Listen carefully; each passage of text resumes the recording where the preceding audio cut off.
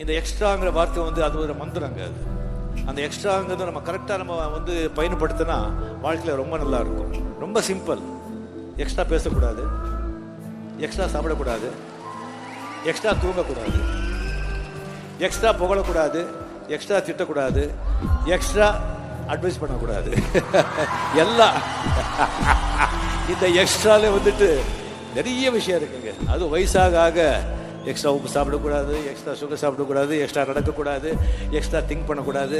இந்த மாதிரி இந்த எக்ஸ்ட்ரா வந்து கரெக்டாக நம்ம யூஸ் பண்ணோன்னு வச்சுங்களேன், வாழ்க்கையில் ரொம்ப ரொம்ப ரொம்ப ரொம்ப சந்தோஷமாக நம்ம இருப்போம். இது கூட இருக்காதீங்க ரொம்ப நேரம். 9 மணிக்கு சுவிட்ச் ஆஃப் பண்ணுங்க. 9 மணிக்கு மேல என்ன மெசேஜ் வந்துட போகுது உங்களுக்கு? இல்ல இதை பார்த்தாதான் தூக்கம் வருதுன்னா மனநிலை மருத்துவரை அணுகுங்கள். இதை பார்த்துக்கிட்டே இருந்தாதான் தூக்கம் வருதுன்னா யூ ஆர் நாட் குட். குழந்தைகளை கவனிங்க, மனைவியை கவனிங்க, உங்களை கவனிங்க, உங்க வீட்டை சுத்தி பாருங்க என்ன நடக்குதுன்னு.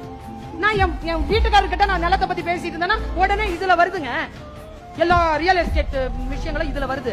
யாருங்க நம்மள முறைச்சு பார்த்துக்கிட்டே இருக்கா? யாருங்க நம்மள கேட்டுக்கிட்டே இருக்கா?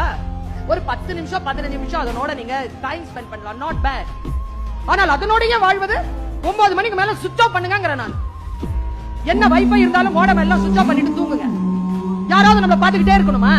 நான் சொல்றேன் பாருங்க, தொழில்நுட்ப கருவிகள் மனித உறவுகளை மிஞ்சும் பொழுது இந்த உலக முட்டாள்களால் நிறைந்திருக்கும். ஆல்பர்ட் ஐன்ஸ்டீன் ஒரு கவிதையிலே எழுதிருக்கேன், இந்த இறைவன் உண்டு என்று சொல்லுகிறவனை விட இறைவன் இல்லைன்னு சொல்லுகிறவன் மேலானவன் எழுதியிருக்கிறேன். ஒரு நாத்திகன் முதல்ல வருகிறான், இறைவன் அவனை பார்த்து இவரை மரியாதையோட சொர்க்கத்துக்கு கூட்டிட்டு போங்கன்றார். அடுத்ததா ஒரு ஆத்திகன் நிக்கிறான், இவனை கொண்டு வந்து நிறுத்தின உடனே இவனை தரதரன்னு எடுத்துட்டு போய் நரகத்துல போடுங்க ஆண்டவன். அவன் கேட்டான், ஆண்டவனே இது என்ன நியாயம்? நான் உன்னை தினந்தோறும் வழிபாடு செய்து கொண்டிருக்கிறவன் என்னை போய் நரகத்துக்கு அனுப்புற, அவன் உன்னை இல்லைன்னு சொன்னவன் அவனுக்கு சொர்க்கம் கொடுத்துருக்கியே, இது நியாயமா?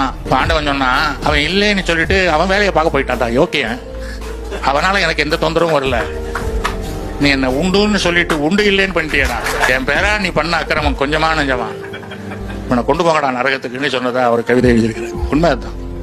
ஏன்னா இறைவனை வணங்குகிறேன் நம்புகிறேன்னு சொல்லிட்டு பண்ற அக்கிரமங்களும் அநியாயங்களும் அராஜகங்களும் அயோக்கியத்தனங்களும் கொஞ்சம் நெஞ்சம் இல்லை.